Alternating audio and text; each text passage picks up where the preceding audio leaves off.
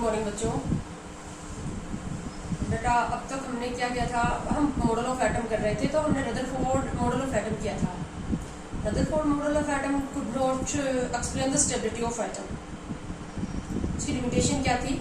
He could not explain the stability of atom, he could not explain the spectra of substances. तो उसके model of atom की limitation आने के बाद next जो मॉडल ऑफ एटम है वो हम पढ़ेंगे बोहर मॉडल ऑफ एटम। तो Bohr model of atom is based upon Planck's quantum theory. According to Planck's quantum theory, the energy comes from any source in the form of photons or quanta, and energy is directly proportional to frequency, or you can say that the energy is E is equal to h nu। तो जो हमारे पास Bohr model of atom है ये पूरी तरह से किसके ऊपर बेस्ड है? प्लैंक्स क्वांटम थ्योरी के ऊपर बेस्ड है। यानी कि जो एनर्जी होती है वो एक फोटोन की जो एनर्जी होती है वो h nu की फॉर्म में होती है। ठीक है, तो बोहर मॉडल ऑफ एटम के यहाँ पर मैंने 5 लिखे हैं। पहले मैं आपको समझा देती हूँ ये क्या है। According to Bohr model of atom, देखो बेटा बोहर मॉडल ऑफ एटम आप लोगों ने 9th क्लास में भी पढ़ा है, बहुत इंपॉर्टेंट है ये।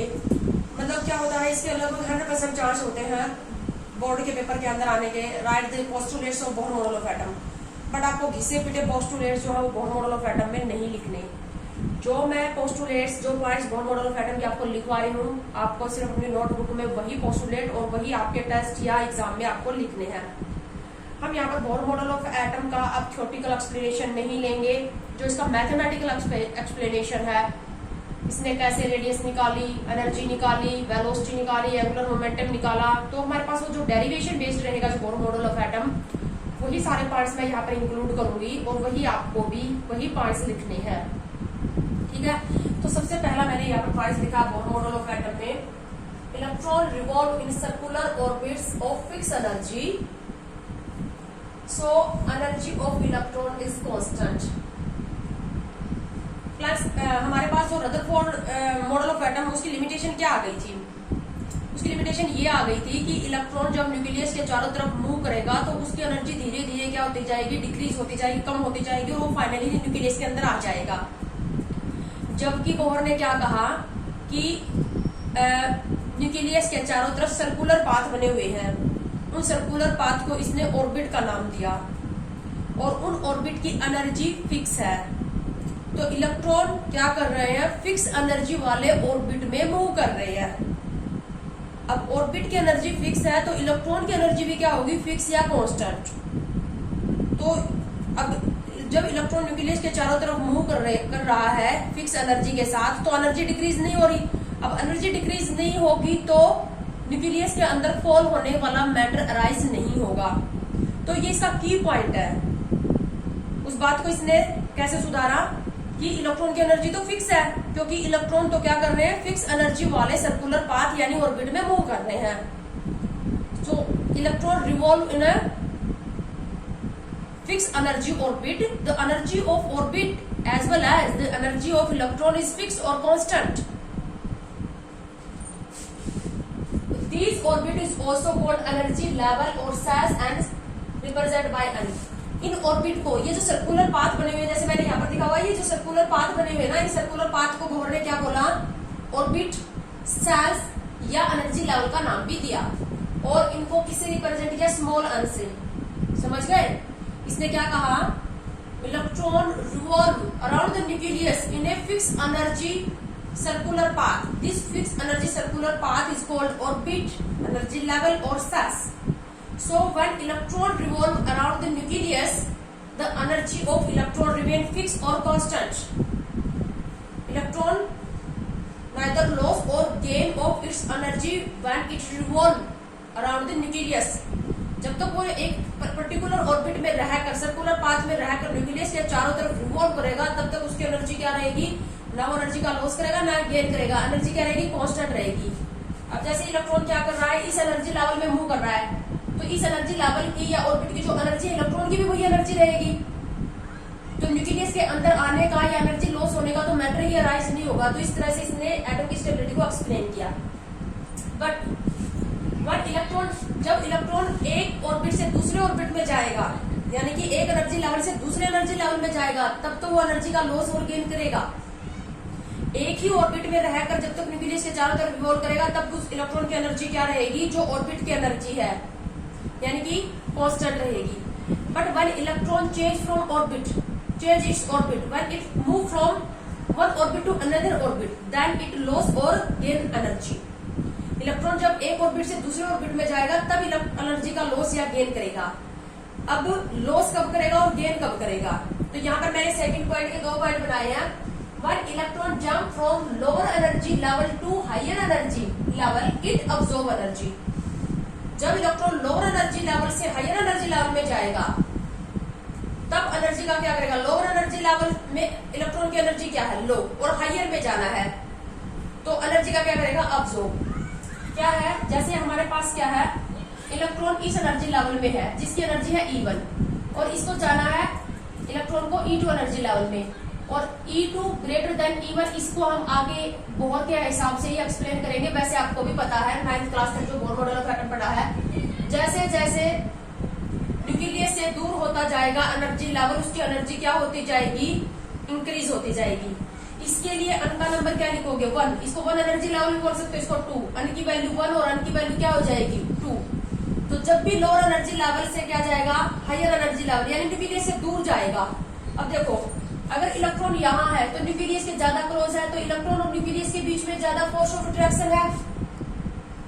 अब इसको जाना है न्यूक्लियस से दूर, तो फोर्स ऑफ अट्रैक्शन टूटेगी, इनके बीच की फोर्स ऑफ अट्रैक्शन टूटेगी तभी तो ये इससे दूर जा पाएगा। तो फोर्स ऑफ अट्रैक्शन तोड़नी पड़ेगी, और अट्रैक्शन तोड़ने के लिए एनर्जी की इसको जरूरत पड़ेगी। तो इलेक्ट्रॉन जब भी लोअर एनर्जी लेवल से हायर एनर्जी लेवल में जाएगा, यानी कि न्यूक्लियस से दूर जाएगा, it have to break down the force of attraction, and to break down the force of attraction always the need of energy, so it absorb energy। तो ये क्या करेगा? जैसे एनर्जी का क्या करेगा? अब्सॉर्ब करेगा। इसको एनर्जी मिलेगी तभी, इलेक्ट्रॉन को जब एनर्जी मिलेगी, चाहे वो लाइट की फॉर्म में मिले या हीट की फॉर्म में मिले या किसी भी फॉर्म में मिले, एनर्जी मिलेगी तभी इलेक्ट्रॉन क्या करेगा? लोअर एनर्जी लेवल से कहाँ चला जाएगा? हायर एनर्जी लेवल में जा पाएगा, यानी कि एनर्जी का क्या करेगा? अब्जॉर्प्शन करेगा। जैसे इसके ऊपर हमने लाइट एनर्जी डाली। अब प्लैंक्स क्या कहता है? मैंने बताया था कि Bohr model of atom Planck's के ऊपर बेस है। प्लैंक्स के हिसाब से एनर्जी किसकी फॉर्म में आ रही है? अचम्यू की फॉर्म में आ रही है, फोटोन की फॉर्म में आ रही है, क्वांटा की फॉर्म में आ रही है। E इक्वल टू अचम्यू होता है, तो हमने इसके ऊपर क्या डाले? एनर्जी डाली, लाइट एनर्जी डाली या फोटोन डाले, तो ये क्या करेगा? एनर्जी का या फोटोन का अब्जॉर्प्शन करेगा। ठीक है, तो अब एनर्जी कंजर्वेशन के अकॉर्डिंग क्या रहेगी? इलेक्ट्रॉन की जितनी एनर्जी क्या होगी? एनर्जी कंजर्वेशन के हिसाब से टोटल चेंज इन एनर्जी क्या हो जाएगा? Change in energy E final minus E initial. ध्यान दें, ये इंपॉर्टेंट पॉइंट है। हमेशा एनर्जी का जो चेंज होगा वो final energy level minus initial energy level. Final energy level कौन सा है हमारा? यहाँ पर पहले E2 माइनस E1 भी बोल सकते हो। पहले E1 में था, अब किस में चला गया? E2 में। तो E final minus E initial या E2 माइनस E1, और E2 ग्रेटर देन है E1, तो डेल E कौन सा है? क्या आएगा? पॉजिटिव। एनर्जी का साइन कैसा आएगा? पॉजिटिव। और थर्मोडायनेमिक्स क्या कहती है? जब एनर्जी का साइन पॉजिटिव आता है, इसका मतलब एनर्जी क्या होती है? अब्सॉर्ब।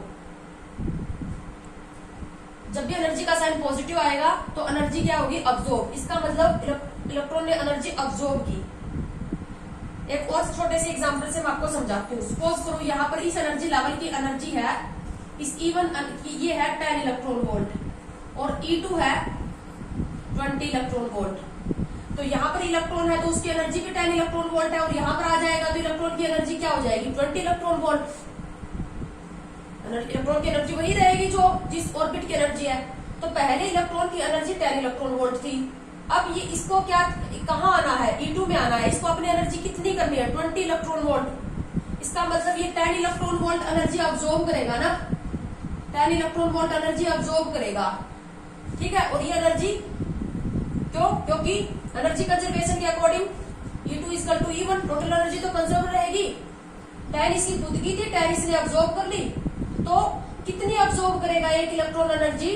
जितना जिस एनर्जी दो एनर्जी लेवल में, जिसमें पहले था और जिसमें बाद में गया है, उन दोनों एनर्जी लेवल के डिफरेंस के बराबर एनर्जी वो अब्सॉर्ब करेगा।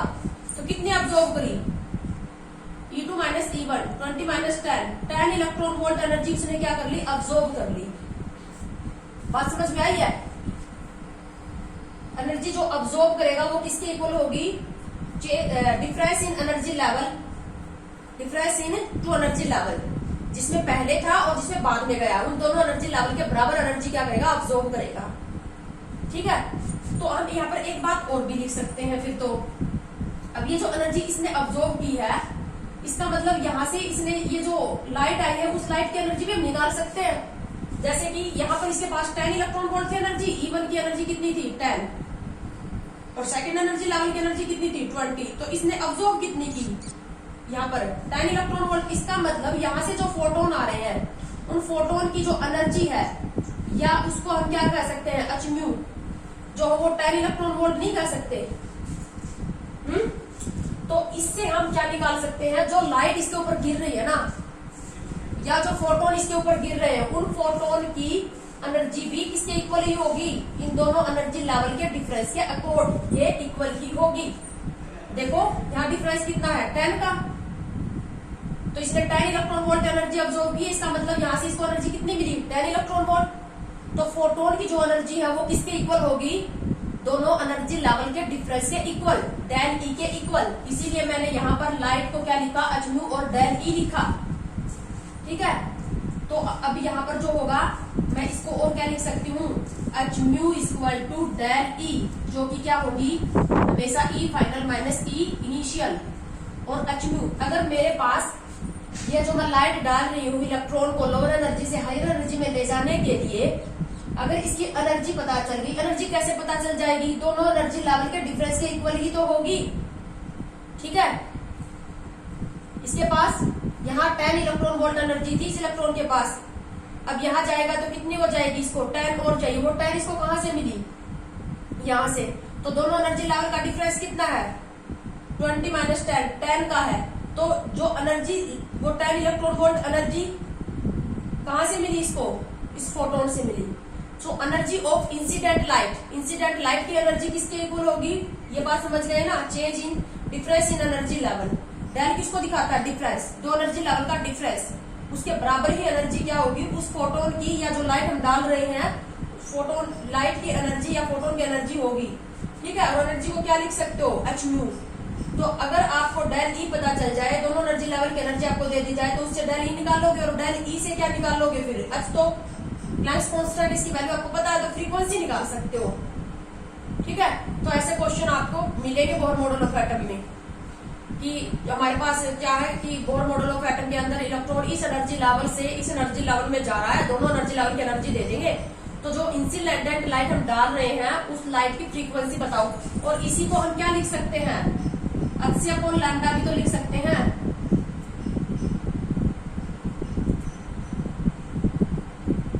ठीक है, तो या तो तुमसे क्या पूछ लेंगे, फ्रीक्वेंसी पूछ लेंगे, या तुमसे क्या पूछ लेंगे, वेवलेंथ। इंसिडेंट लाइट या फोटोन की फ्रीक्वेंसी और वेवलेंथ पूछ लेंगे, दोनों एनर्जी लेवल की एनर्जी देके। तो ये बात समझ में आ गई।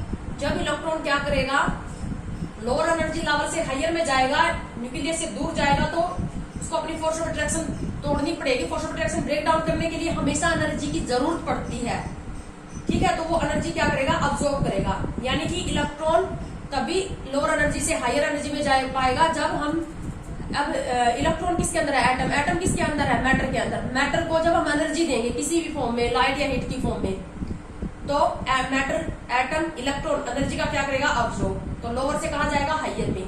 अब किस एनर्जी लेवल से किस में जाएगा, वो उसको जितनी एनर्जी मिली है उस पर डिपेंड करेगी।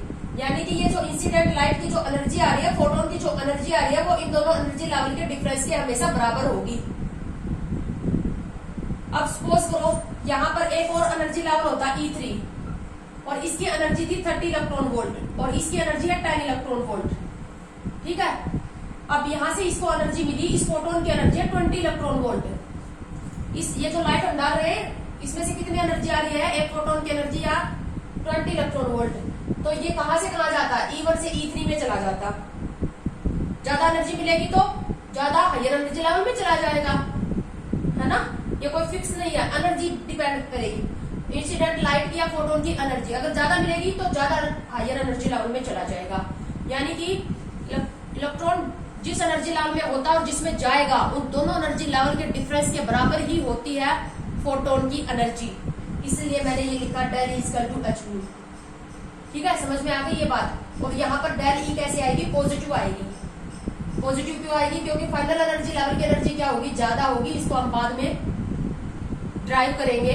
वाई एनर्जी लेवल E2 है higher energy level then E1, ठीक है।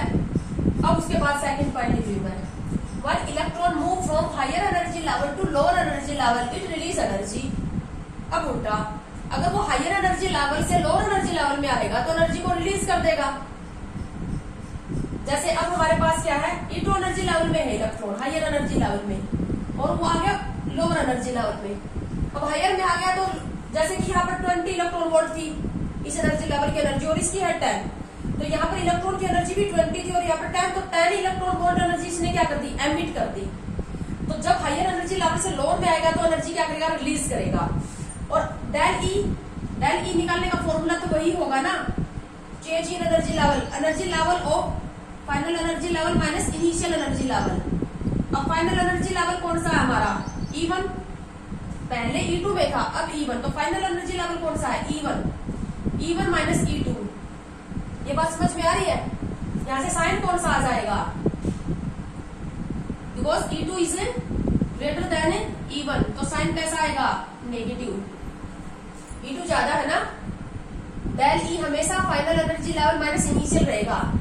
अब की बार फाइनल कौन सा है? सेकंड से फर्स्ट में आया है, तो फाइनल एनर्जी लेवल की एनर्जी है लो और इनिशियल की क्या है? ज्यादा, तो साइन कैसा आएगा? नेगेटिव। बट ये एनर्जी अब फोटोन निकल जाएंगे, अब की बार एनर्जी रिलीज होगी। जो एनर्जी रिलीज होगी वो किसकी फॉर्म में रिलीज होगी? फोटोन की फॉर्म में। तो जो फोटोन ये एमिट करेगा, उन फोटोन की जो एनर्जी होगी वो फर्दर इन दोनों एनर्जी लेवल के डिफरेंस के इक्वल ही होगी ना। अब की बार भी ये डिफरेंस कितना आएगा? 10 ही आएगा, है ना। तो फर्दर जो एमिट करेगा जो एनर्जी या फोटोन, उनकी एनर्जी क्या होगी? डेल ई के इक्वल ही होगी, और वो किसके इक्वल होगी? एच म्यू के इक्वल ही होगी। बट अब ये जो नेगेटिव साइन है ना, अब अगर हम, इसका मतलब ये नहीं है कि यहाँ पर क्या होगा, जो एच म्यू है वो डेल ई के इक्वल तो आ गया, लेकिन डेल ई हमारे पास क्या है? की बार नेगेटिव। तो यहाँ पर एनर्जी की वैल्यू नेगेटिव रख के अगर तुम फ्रीक्वेंसी या वेवलेंथ निकालोगे तो वो तो नेगेटिव आ जाएंगी, लेकिन फ्रीक्वेंसी और वेवलेंथ हमेशा क्या होती है? पॉजिटिव ही होती है। तो नेगेटिव साइन के साथ कैलकुलेशन हमें नहीं करनी। यहाँ से अब तुम ये कहोगे कि या तो ई की वैल्यू नेगेटिव आ गई और ई की वैल्यू नेगेटिव रखे, अगर तो फ्रीक्वेंसी या वेवलेंथ निकालोगे तो वो नेगेटिव आएगी। नेगेटिव साइन हमें सिर्फ ये दिखा रहा है कि इलेक्ट्रॉन एनर्जी अब्सॉर्ब कर रहा है या रिलीज कर रहा है। अगर एनर्जी की वैल्यू नेगेटिव आती है, इसका मतलब एनर्जी क्या हो रही है? रिलीज, थर्मोडायनेमिक्स के अकॉर्डिंग। बट कैलकुलेशन करते दौरान तो हम सिर्फ वैल्यू उठाएंगे यहाँ पर, जो दोनों एनर्जी लेवल का डिफरेंस है उसके इक्वल, तभी हमारे पास फ्रीक्वेंसी और वेवलेंथ क्या आएगी? पॉजिटिव आएगी। बात समझ में आ रही है? अब दोनों ही केस में क्या हो रहा है? E2 से E1 में आया या E1 से E2, सेम एनर्जी लेवल में अगर इलेक्ट्रॉन जंप कर रहा, मूव कर रहा है या आ रहा है, तो वहां पर जितनी लोअर एनर्जी से हायर में जाते दौरान जितनी एनर्जी अब्सॉर्ब करेगा, उतनी ही एनर्जी हायर से लोअर आते रिलीज कर देगा। वैल्यू तो इक्वल आएगी।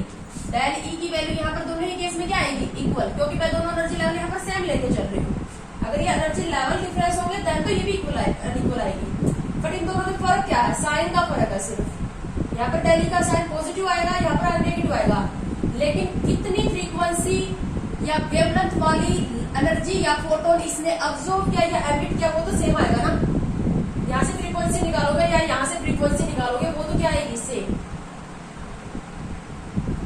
लेकिन मैं ये यूनिवर्सल बात नहीं बोल रही हूँ। जैसे कि इलेक्ट्रॉन E1 एनर्जी लेवल से E5 में गया, तो उसने जितनी एनर्जी का अब्सॉर्ब किया या जिस फ्रीक्वेंसी फोटोन की जो फ्रीक्वेंसी आएगी या इंसिडेंट फोटोन की जो वेवलेंथ आएगी वो, और अगर E5 से वो E1 में आ रहा है तो उस टाइम जो एनर्जी उसने एमिट की, उस जो फोटोन उसने एमिट किए, एमिट फोटोन की फ्रीक्वेंसी और वेवलेंथ सेम आएगी। लेकिन E1 से E5 में जा रहा है और वापस आ रहा है E4 से E1 में, तो एनर्जी डिफरेंस अलग अलग हो गया, तो फिर वहां पर एमिटेड एनर्जी और अब्सॉर्ब्ड एनर्जी की वैल्यू अलग अलग आएगी, डेल ई अलग अलग